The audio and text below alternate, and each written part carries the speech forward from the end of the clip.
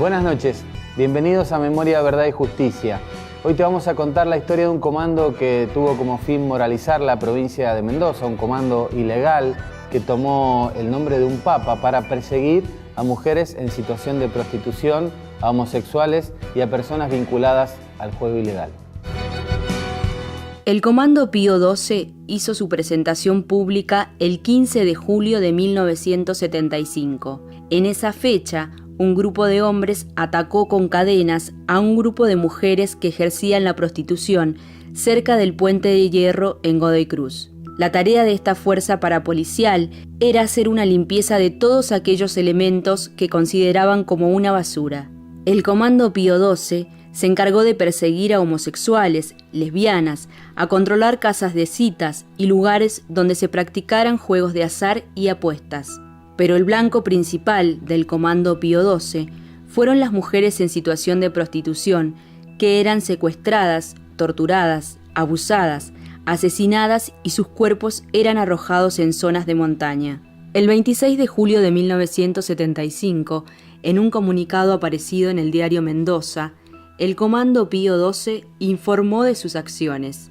Los delincuentes enviaron fotos para mostrar las armas que usaban y cómo se encapuchan. Se definían como un grupo moral y defensor de la salud pública, que sale a la lucha ya que se observa que la acción de la policía y de los jueces está totalmente limitada. No se observa una verdadera intención represiva contra la manifestación de corrupción que existe en nuestra ciudad.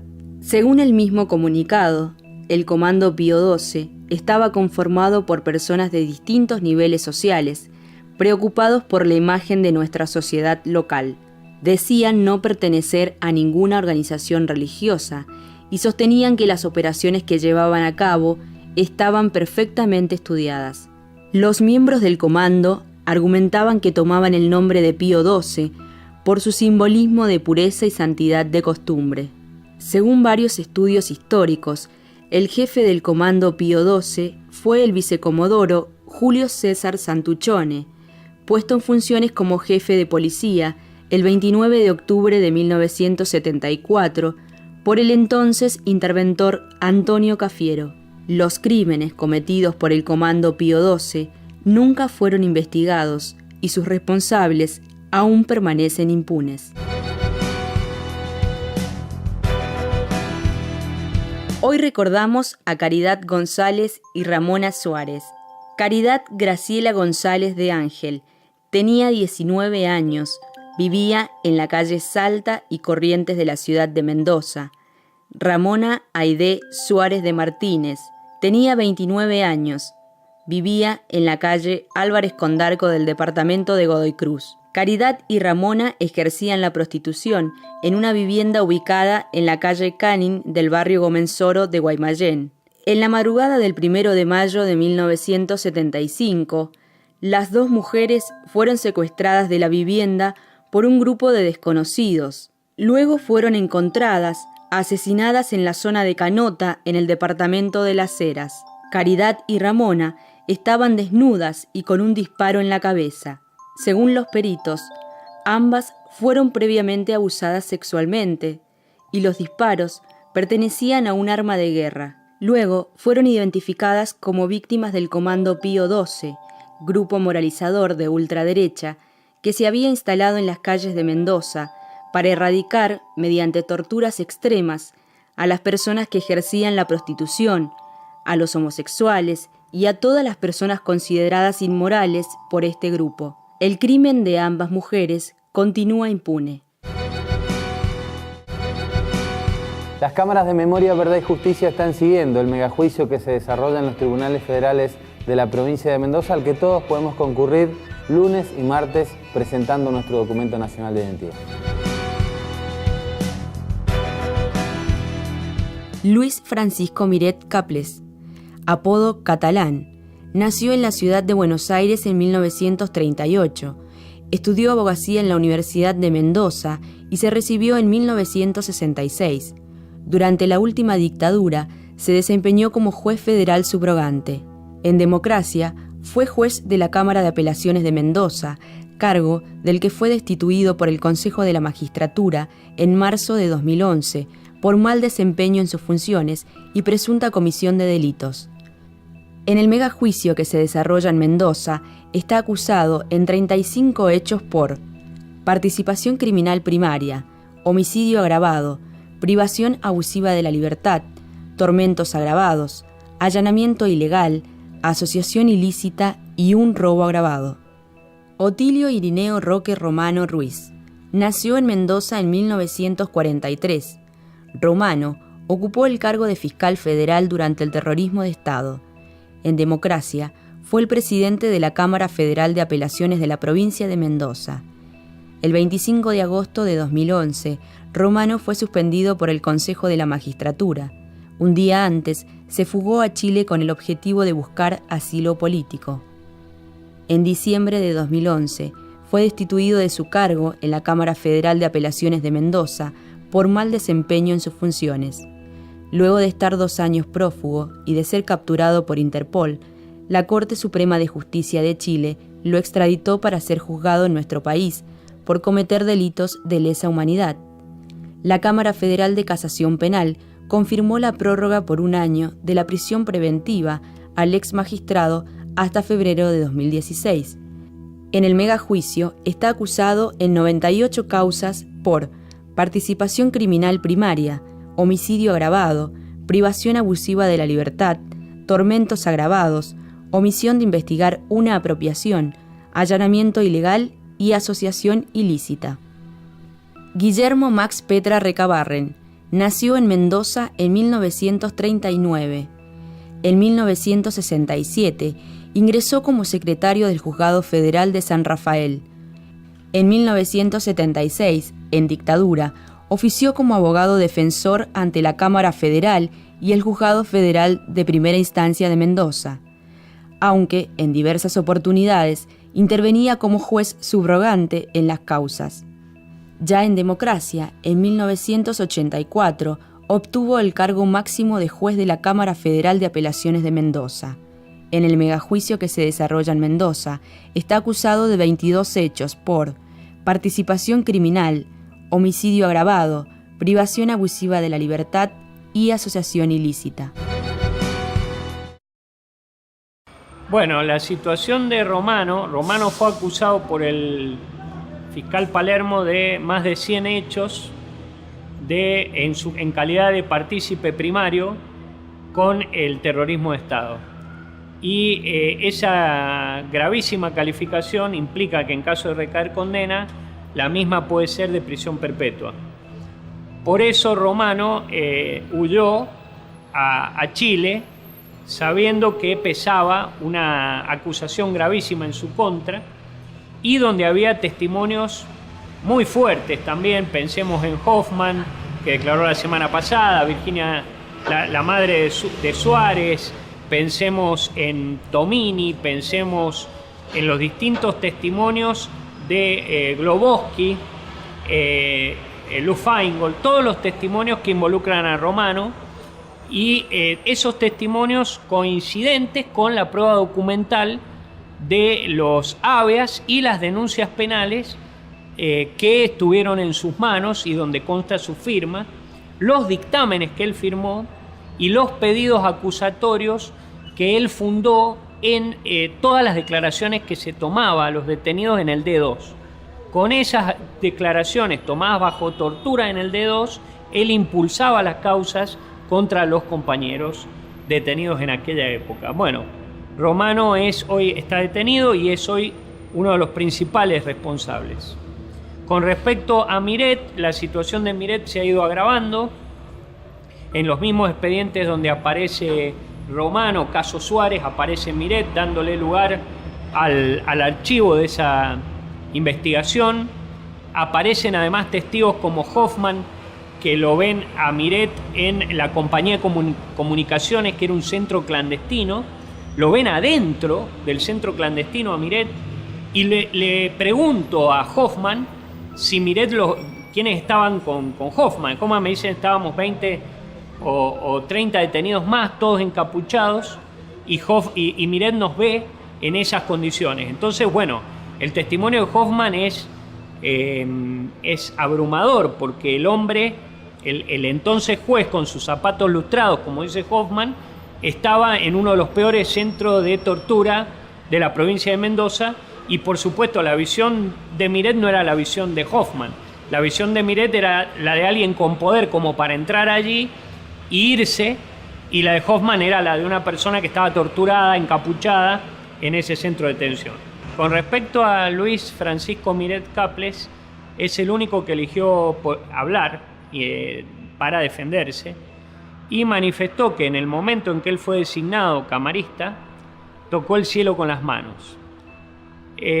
¿Por qué hago esta referencia? Porque Palermo, en su acusación, y la Cámara, cuando confirma enviar a juicio a Miret, hace referencia a la recompensa, que significa el haber omitido investigar en los habeas corpus y en las denuncias de secuestros, que era obviamente ser nombrado por Jorge Rafael Videla camarista. Y él ratifica con esto que ese fue su premio máximo. Y además su declaración sirvió para ilustrar el grado de poder que él tenía, y que incluso es equiparable a la de Romano, porque Miret era el juez, es decir, era el que tenía la palabra final, era el que era el que cerraba la puerta a no investigar.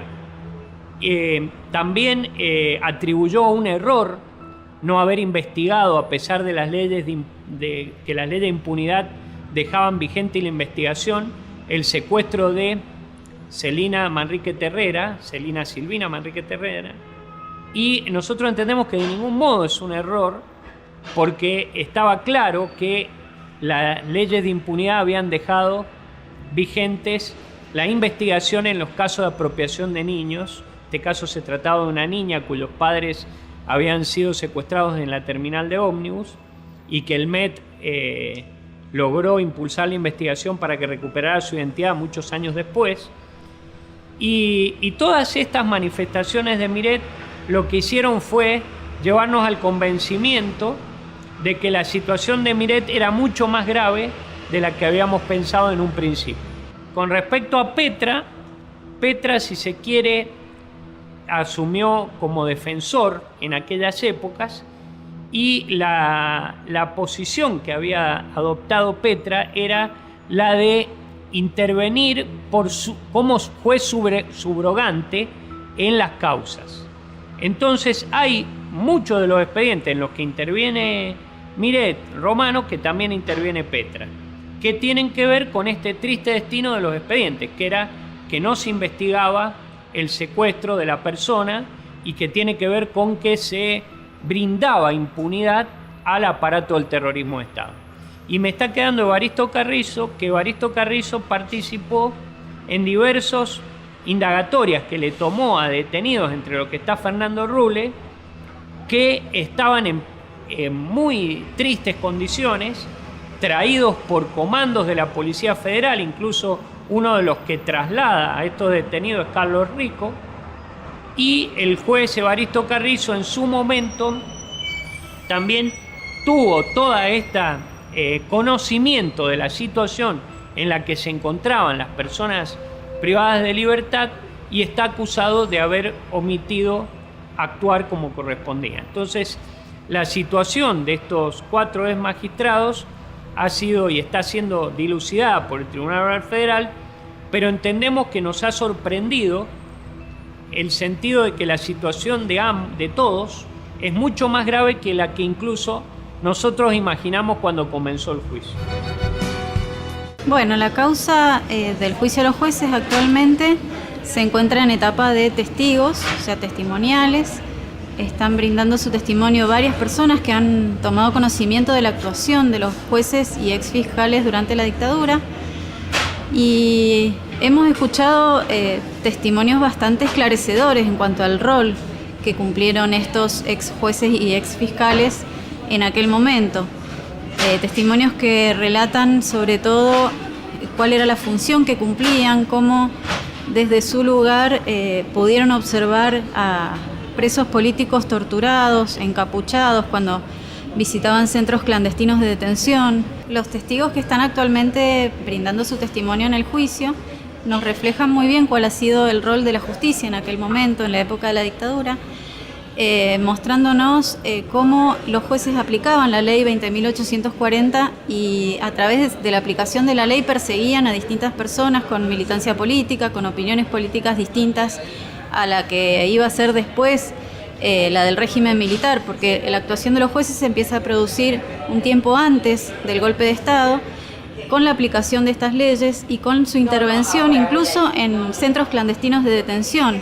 Hay testigos que han manifestado que los jueces, los ex jueces y el ex fiscal se presentaron en los lugares de detención en donde habían personas encapuchadas, personas torturadas, personas que estaban en muy mal estado, atadas a la cama, y toda esa situación la vieron los jueces, estos ex jueces que cumplían supuestamente la función de preservar la vida de las personas y sin embargo no respetaron esta función, no cumplieron esta función y por el contrario avalaron toda esta situación de afectación a la integridad física y a la vida de las personas que estaban allí secuestradas, porque era evidente a través de esas imágenes que ellos podían ver en el centro clandestino que las personas estaban secuestradas. Y esto es lo que relatan los testigos que actualmente están prestando testimonio. Fue muy clara la señora Luz Casenave en cuanto a cuál fue el rol de los ex jueces en sus despachos, cómo trataban a estas personas que eran perseguidas por sus ideas, con una actuación muy violenta en relación a cómo, digamos, cómo tenían que contestar las preguntas que se les hacían de por qué estaba detenida esa persona, que ni siquiera sabía por qué estaba detenida y nunca se les daba explicación de cuál era el motivo de su detención, cuál iba a ser el futuro de su situación.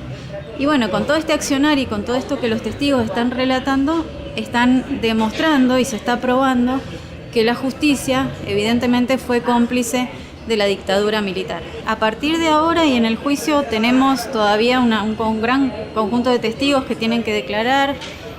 Tenemos para un tiempo más de declaraciones testimoniales que van a aportar a esta idea de que la justicia, o cuál fue el rol de la justicia durante ese tiempo. Y después de que brinden testimonio todos los que están citados, vendrá la etapa de alegatos y posteriormente la sentencia. La Secretaría de Derechos Humanos ingresa, al menos en esta causa, en el primer momento. Apenas Ruble y David Blanco hacen la primera denuncia, que así inicia esta causa, con una denuncia de ellos dos. A los días, la Secretaría de Derechos Humanos se constituye como querellante. Entendimos que la investigación de esa responsabilidad era esencial. Tengamos presente que la Secretaría de Derechos Humanos viene haciendo bandera en la investigación de responsabilidad sobre civiles. La denuncia papel prensa, el primer querellante que hubo y denunciante es la Secretaría de Derechos Humanos. Entonces, es un aspecto que nos interesa muchísimo, el avanzar sobre otros aspectos de responsabilidad que a la fecha no estaban tapados, ocultos, estaban silenciados. Así que eso forma parte de la política de Estado y de la política de este gobierno, que no solamente se contentó con investigar y avanzar sobre militares, sino que también está haciendo bandera y avanzando sobre la responsabilidad de los civiles. Esto obviamente es acompañado por organismos, por otros sectores y en la actualidad también es avalado por el Ministerio Público. Recordemos que el Ministerio Público que tenemos hoy no era el Ministerio Público que había en el 2003, entonces existió un proceso de transformación y un proceso de evolución también en esto y hoy el Ministerio Público acompaña y de hecho es el que lleva adelante las investigaciones en lo que es, vuelvo a insistir, la responsabilidad de funcionarios judiciales, pero también las nuevas causas que existen sobre responsabilidad empresarial, y hablo del caso Ledesma, hablo del caso Papel Prensa, hablo del caso de Ford, bueno, y los tantos casos más que se están investigando en el país respecto de responsabilidades civiles en complicidad con la dictadura. La importancia que tiene es que estamos en presencia del primer juicio que se está realizando en Argentina, me animaría a decir también en lo que es toda Latinoamérica, respecto de la responsabilidad de una estructura judicial en un contexto de una dictadura de Estado, en un golpe militar.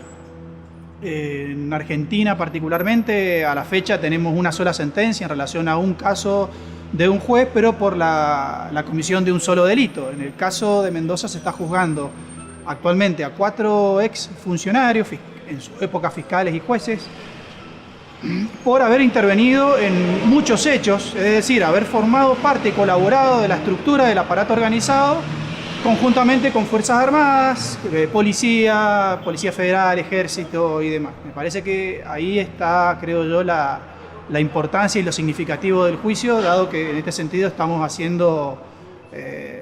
llevando la posta hacia otras provincias y otros hechos que se están investigando y de hecho en la actualidad muchas responsabilidades, tanto de la estructura judicial como también de la estructura empresarial, es decir, no militares o no pertenecientes a fuerzas de seguridad, se están investigando, se están trabajando con la misma estructura que tiene la imputación que se ha hecho en Mendoza respecto de los jueces.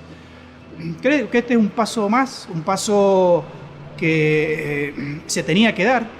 Creo que desde el 2003 en adelante se comenzó a investigar la responsabilidad de militares, las cúpulas militares, se fue bajando hacia otros distintos eslabones, y que en la actualidad se esté avanzando sobre la responsabilidad civil, creo que es significativo, importante y aporta al descubrimiento de la verdad. En este último bloque de Memoria, Verdad y Justicia tenemos una invitada especial. Se trata de la historiadora Laura Rodríguez Agüero, que hizo un trabajo especial de investigación sobre el Comando Pío XII. Laura, ¿cómo estás? Buenas noches. Bien, ¿qué tal, Rodrigo? ¿El Pío XII en qué contexto actúa? ¿Cuál es el momento político, social de la Argentina y específicamente de Mendoza? Bueno, me parece que para hablar del Comando Moralizador Pío XII vale la pena mencionar que la violencia paraestatal en Mendoza tuvo una temprana aparición. Ya desde el año 1973 se producen los primeros atentados con bombas por ejemplo, al gobernador electo Alberto Martínez Vaca. Durante 1973, las organizaciones parapoliciales que actúan van a usar nombres como el Comando Anticomunista José Ignacio Rucci, la Juventud Peronista Auténtica.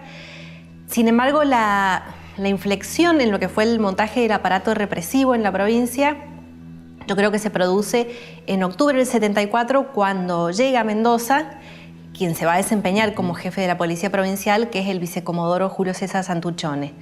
¿Por qué digo que se produce una inflexión? Porque a partir de ese momento Santuchone va a monopolizar el ejercicio de la violencia paraestatal a través de sus dos comandos, el Comando Anticomunista Mendoza, el CAM, y el Pío XII. El CAM, como ustedes saben, se constituye para resguardar a la población de la infiltración marxista, y el Pío XII para preservar la moral y las buenas costumbres de la población. ¿Por qué toma el nombre de Pío XII? Y Pío XII fue un papa, ¿no? de la Iglesia Católica, que mucha gente vincula con, digamos, es acusado de colaboracionista nazi. Y bueno, yo entiendo que hubo sectores civiles del nacionalismo de derecha local que participaron de estas acciones contra las prostitutas. Y de alguna manera... ¿Eran miembros del aparato del Estado como policía? No, yo creo que hubo participación civil de determinados sectores, por ejemplo, de la Iglesia Católica. Bueno, el primer hecho resonante, por lo menos a partir de los diarios de la época, que protagoniza el Comando Pío XII, va a ser el asesinato de dos mujeres en situación de prostitución, Claridad González y Ramona Suárez, que son encontradas el 1 de mayo del año 75 asesinadas en Canota. ¿Por qué digo que este va a ser el hecho más resonante? Porque a partir del asesinato de estas dos chicas, que son secuestradas en un prostíbulo por una patota armada la noche anterior, a partir de estos casos van a salir a la luz una serie de casos también vinculados con el Comando Pío XII y con las acciones represivas que estaba protagonizando la policía de Santuchone. Solamente entre enero y mayo de 1975 se registran 15 asesinatos de personas vinculadas a la prostitución, al narcotráfico y a distintos tipos de negocios clandestinos que estaban vinculados con la policía. Quinieleros, ladrones de autos, estafadores. A partir de este hecho se siguen produciendo asesinatos. Si sacamos, es difícil, pero si intentamos como sacar una cuenta de las víctimas del Comando Pío XII, yo creo que fueron alrededor de entre 25 y 30 personas, entre las que se encuentran, como decía recién, lo que los diarios llaman delincuentes comunes y mujeres en situación de prostitución, que de alguna manera estaban afectando también determinados negocios de la policía provincial. En ese momento, ¿la sociedad mendocina toleraba esta situación? Y evidentemente no hubo nadie que saliera a hablar en defensa de las chicas que estaban siendo castigadas. Otra de las maneras de operar del Comando Pío 12 era a través de brigadas moralizadoras que por las noches salían a castigar a prostitutas con palos, con cadenas. Yo tuve acceso a entrevistas con chicas que fueron víctimas del comando y ellas cuentan que era prácticamente diarias las golpizas, sobre todo con cadenas, mientras ellas estaban paradas en determinadas esquinas de la cuarta sección, que es donde se concentraba la prostitución en ese momento.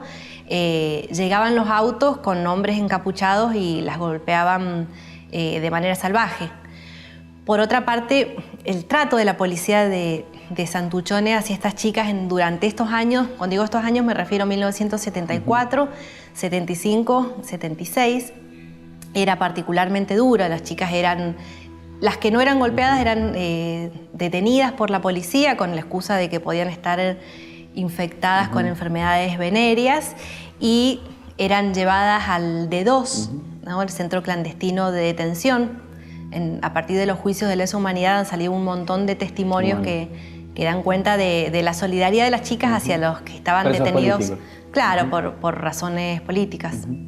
¿Cuántos, recién comentabas que calculabas que cerca de 50 en total habrían sido las víctimas del Comando Pío 12? ¿Hubo algún expediente judicial, alguna causa que se iniciara? ¿Algún juez, fiscal hizo alguna investigación para saber por qué estaban asesinando a esas personas? No, ni desde la justicia ni desde ningún tipo de organización nunca se reclamó a estas chicas. Inclusive es interesante cuando uno analiza de manera detenida los asesinatos por razones políticas y estos otros asesinatos de carácter moral. El modus operandi es exactamente el mismo. Sin embargo, unos fueron perceptibles y otros asesinatos no. Yo creo que de alguna manera se borró y se despolitizó el hecho de que en Mendoza fueron grupos paraestatales los responsables de estos asesinatos, y esto de alguna manera impidió ver que en Mendoza parte de la acumulación de experiencia represiva por parte de las fuerzas de seguridad del Estado se realizó sobre los cuerpos de estas mujeres que nadie reclamaba. Muchas de ellas quedaron como NN. Laura, muchas gracias. No, gracias a vos.